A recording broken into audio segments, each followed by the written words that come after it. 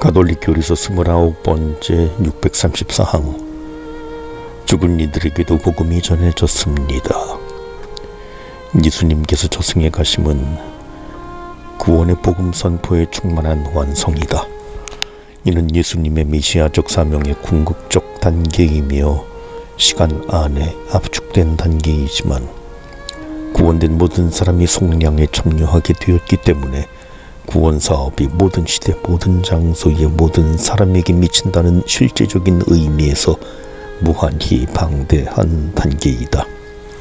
365항. 결국 그리스도께서는 죽은 이들이 하느님의 아들의 목소리를 듣고 또 그렇게 들은 이들이 살아나게 하시고자 죽음의 시면으로 내려가셨다. 생명의 영도자이신 예수님께서는 죽음의 권능을 쥐고 있는 자 곧 악마를 당신의 죽음으로 파멸시키시고 죽음의 공포 때문에 한평생 종살이에 얽매여 있는 이들을 풀어주시려는 것이었다. 이제부터는 부활하신 그리스도께서 죽음과 저승의 열쇠를 쥐고 계시며 예수님의 이름 앞에 하늘과 땅 위와 땅 아래에 있는 자들이 다 무릎을 꿇을 것이다. 오늘 깊은 침묵이 온 땅을 덮고 있습니다. 하나의 깊은 침묵이요 고독입니다. 임금님께서 주무시기에 깊은 침묵입니다. 하느님께서 육신을 지니고 잠드셨으며 이쪽부터 잠들어 있던 이들을 깨우러 가셨기에 땅은 떨며 말을 잃었습니다. 주님은 잃어버린 양인 원조 아담을 찾아가십니다. 죽음은 죽음의 그늘 밑 어둠 속에 앉아있는 모든 이를 만나러 가고자 하십니다. 그들의 하느님이며 동시에 그들의 후손인 그분은 아담과 함께 묶여있는 하와를 고통에서 해방시키고자 찾아가십니다. 나는 너희의 하느님이지만 너를 위하여 너의 아들이 되었다. 잠자는 너는 잠에서 깨어나거라. 지옥의 사슬에 매여 있도록 너를 창조하지 않았다. 죽은 이들 가운데에서 일어나 나오너라. 나는 죽은 이들의 생명이니라. 간추림. 636항. 예수님께서 저승에 가셨다는 표현으로서 신경은 예수님이 참으로 죽으셨으며 우리를 위하여 당신이 죽으시어 죽음과 죽음의 권능을 쥐고 있는 악마를 멸망시키셨다고는 것을 고백한다. 637항. 돌아가신 그리스도께서는 당신의 신적 위격과 결합된 영혼으로 죽은 이들의 거처로 내려가셨다. 그분은 당신보다 앞서간 의인들에게 하늘의 문을 열어주셨다. 제2탈락 40날의 죽은 이들 가운데에서 부활을 하셨다.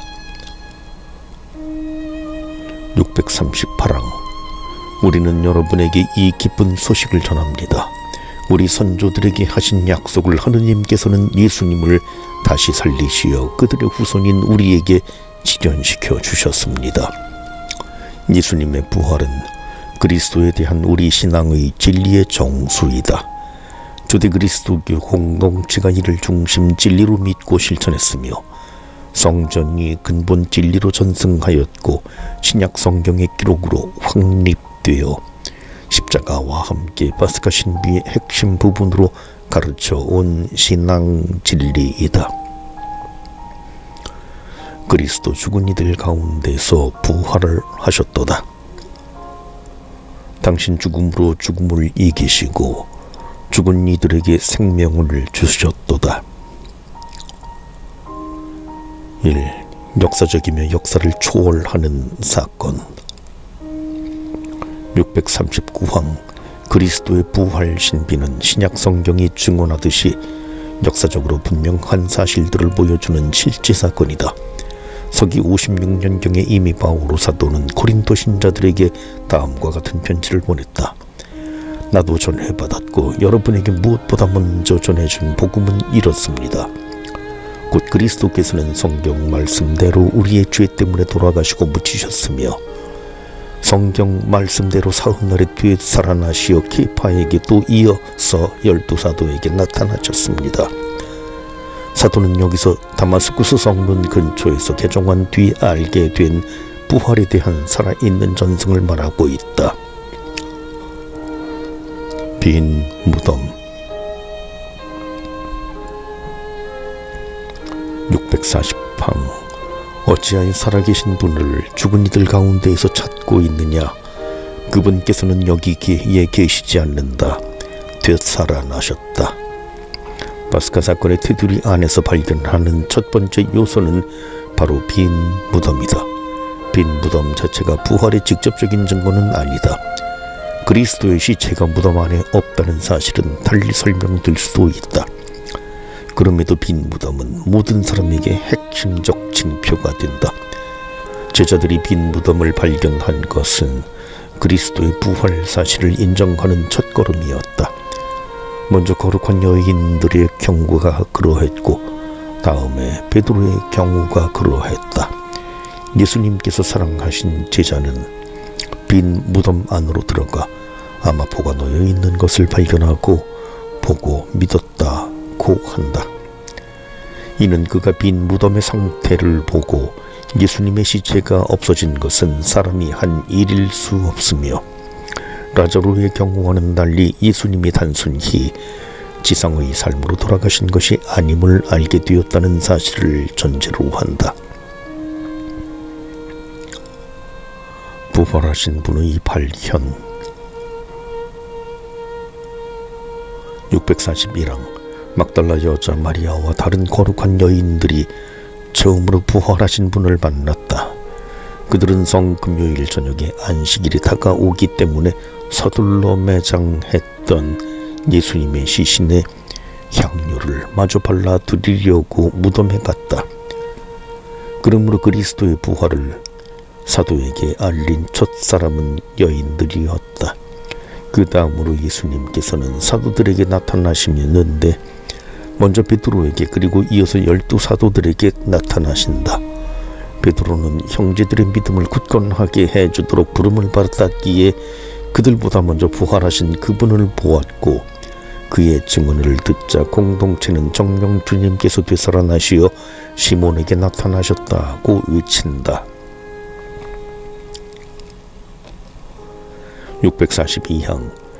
예수님이 부활하신 다음 일어난 모든 일은 모든 사도들 특히 베드로를 부활날 아침에 시작된 새로운 시대의 건설에 참여시킨다.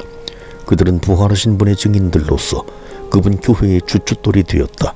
초기 신자 공동체의 신앙은 그리스도인들이 알고 있던 그리고 대부분이 아직 그들 가운데 살고 있던 사람들의 직접적인 증언에 기초하고 있다. 이러한 그리스도의 부활의 증인들은 우선 베드로와 12사도였으나 그들뿐이 아니었다. 바울은 야고보와 모든 사도 외에도 한 번에 500명이 넘는 사람들에게 예수님이 나타나셨다고 분명히 말하고 있다. 643강. 이런 증언들을 앞에 두고 그리스도의 부활을 물리적인 차원을 벗어난 어떤 것으로 해석하기는 불가능하며 이를 역사적인 사실로 인정하지 않을 수 없다. 이것은 제자들의 신앙이 그들의 스승이 미리 알려주셨듯이 스승의 순환과 십자가 위의 죽음이라는 가혹한 시련을 겪어야 했던 여러 사실에서 분명해진다. 순환으로 받은 충격이 너무 컸기 때문에 제자들은 적어도 그들 가운데 몇몇은 부활 소식을 쉽게 믿지 못했다. 복음서들은 우리에게 새로운 열광이 넘치는 공동체를 보여주기는커녕 기가 꺾이고 침통한 표정으로 두려워하는 제자들의 모습을 보여준다. 이 때문에 그들은 무덤에서 돌아온 거룩한 여인들의 말을 믿지 못했으며 그 이야기가 헛소리처럼 여겨졌다. 예수님이 부활하신 날 저녁에 11 제자들에게 나타나시어 그들의 불신과 완고한 마음을 꾸짖으셨다. 되살아난 당신을 본 이들의 말을 그들이 믿지 않았기 때문이다. 644강. 부활하신 예수님의 실제 앞에서도 여전히 의심할 정도로 제자들에게는 부활이 불가능한 일로 보였다. 그들은 유령을 보고 있다고 생각한다. 그들은 너무 기쁜 나머지 아직도 믿지 못하고 놀라워해 하였다. 토마스도 같은 의심의 시험을 겪게 된다. 그리고 마테오 사도가 전하는 갈릴레아의 마지막 발현 때에도 더러는 의심하였다. 이런 이유로 부활이 사도들의 신앙의 또는 경솔한 신앙의 산물이었다는 가설은 신빙성이 없다. 오히려 정반대로 부활에 대한 그들의 신앙은 하느님의 은총의 작용으로 부활하신 예수님의 실제에 대한 직접적인 경험에서 생겨난 것이다. 그리스도의 부활한 인성. 645항. 부활하신 예수님께서는 제자들이 당신을 만지게 하시고 함께 식사를 하심으로써 직접적인 관계를 맺으신다. 이처럼 예수님께서는 제자들에게 당신이 유령이 아니라는 사실을 깨닫도록 이끄시며 무엇보다도 그들에게 나타나 부활하신 그 육신이 순환의 흔적을 아직 지니고 있는, 고난을 당하고 십자가에 못 박히신 바로 그 육신이라는 사실을 깨닫게 하신다. 한편 이 참되고 실제적인 육신은 영광스러운 육신의 새로운 특성들도 함께 지니고 있다. 이 육신은 이제 시간과 공간의 제약을 받지 않고 원하는 곳에 원하는 때에 마음대로 나타날 수가 있다. 왜냐하면 그분의 인성은 더 이상 지상에 매여 있지 않고 다만 성부의 신적인 영역에 속하기 때문이다. 이런 이유로 부활하신 예수님께서는 정원지기의 모습이나 또는 제자들에게 친숙한 모습과는 다른 모습 등 얼마든지 원하시는 모습으로 나타나신다. 이는 분명 그들의 믿음을 불러일으키기 위한 것이다. 646항. 그리스도의 부활은 당신이 부활 전에 야이로의 딸 나인의 젊은이 나자로 등을 다시 살리신 경우처럼 지상의 삶으로 돌아오는 것이 아니다. 이러한 사실들은 기적적인 사건들이었지만 이 기적을 받은 사람들은 예수님의 권능으로 지상의 정상적인 삶을 되찾았을 뿐이었다.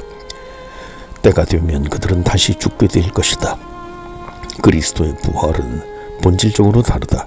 부활하신 당신의 육신으로 그리스도께서는 죽음의 상태에서 시간과 공간을 초월한 다른 생명의 세계로 넘어가신다.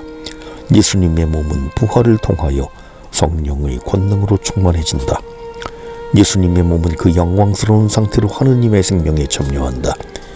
그러므로 바오로 사도는 그리스도를 하늘의 인간이라고 말할 수 있는 것이다.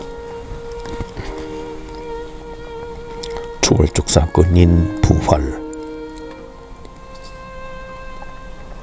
647항. 부활 성녀의 부활 찬송은 오 참으로 복된 밤 너 홀로 때와 시를 알고 있었으니 너 홀로 죽은 이들의 세계에서 살아나오시는 그리스도의 부활을 알았도다 하고 노래한다.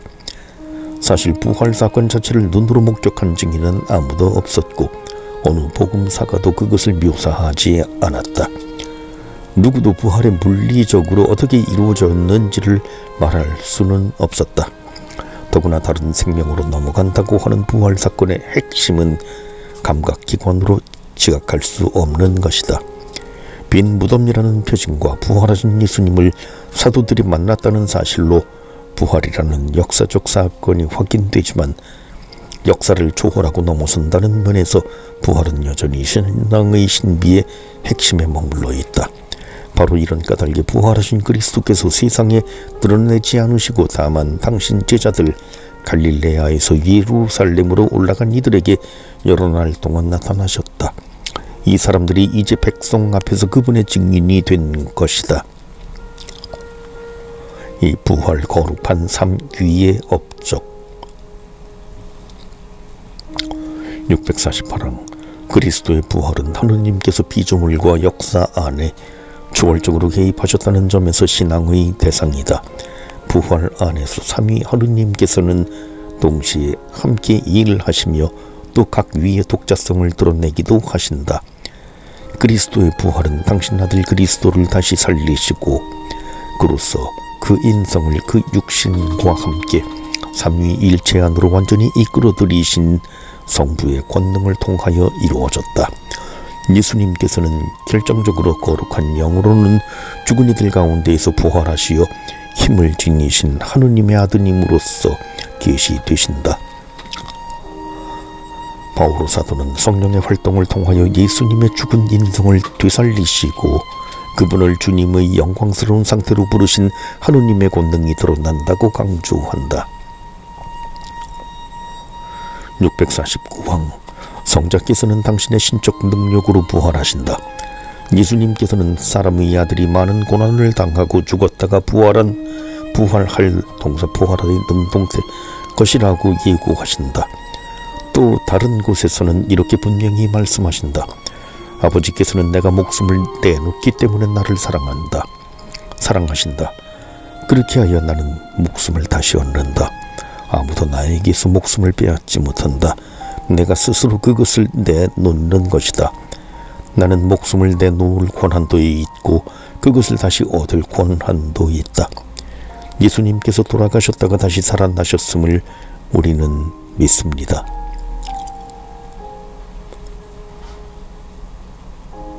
650항 교부들은 그리스도의 신적 위격에서부터 부활을 관상한다. 이 위격은 죽음으로 분리된 그리스도의 영혼과 육신에 결합된 채로 남아있었다. 인간의 이 두 구성체 안에 남아있는 신성의 단일성으로 이 둘은 다시 결합됩니다. 이처럼 두 구성체의 결합이 분리됨으로써 죽음이 오고 분리된 이 둘의 결합으로 부활이 일어납니다. 3. 부활의 의미와 구원 효과. 651항 그리스도께서 되살아나지 않으셨다면 우리의 복음 선포도 헛되고 여러분의 믿음도 헛됩니다. 부활은 무엇보다도 그리스도께서 친히 행하시고 가르치신 모든 것들을 확인해 주는 것이다. 그리스도께서 약속하셨던 당신의 신적 권위에 대한 결정적인 증거를 부활로서 보여주셨으므로 비록 인간의 정신이 도저히 도달할 수 없는 것일지라도 그 모든 진리는 정당화된다.